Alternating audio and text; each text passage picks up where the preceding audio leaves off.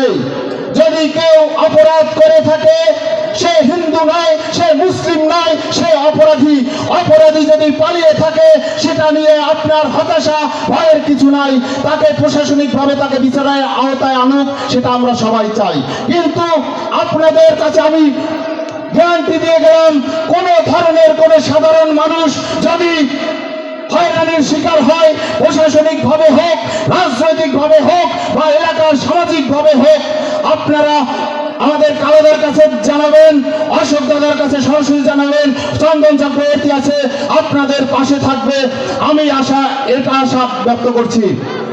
আশা করি বাংলাদেশের, আমি একজন যেহেতু বাংলাদেশ জাতীয়তাবাদী দলের একজন কর্মী, আপনারা হয়তো বা জানেন না, আমি এই দেশে ৪৫টি মামলার আসামি ছিলাম।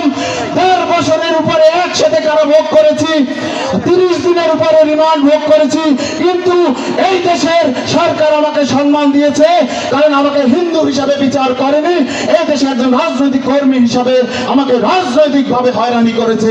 এজন্য আমার কোনো আফসোস নেই, কষ্ট নাই, আমি গর্বিত। কিন্তু আপনাদের একটাই কথা বলতে চাই, আমাদের পিছিয়ে থাকার কোনো সুযোগ নাই।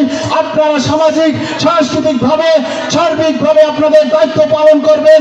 আমাদের ধর্মীয় উপাসনালয়গুলো আপনারা শান্তিপূর্ণভাবে পালন করবেন। কোনো ধরনের ভয় ভীতি করা যাবে না এবং কোনো ধরনের গুজবেও কান দেওয়া যাবে না। আমরা সবাই হিন্দু মুসলমান সম্প্রীতির সাথে ঐক্যবদ্ধভাবে থাকতে চাই। দিন শেষে দেশ নায়ক তারেক রহমানের মেসেজ ক্লিয়ার, বক্তব্য একটাই, ধর্ম যার যার, নিরাপত্তা পাওয়ার অধিকার সবার।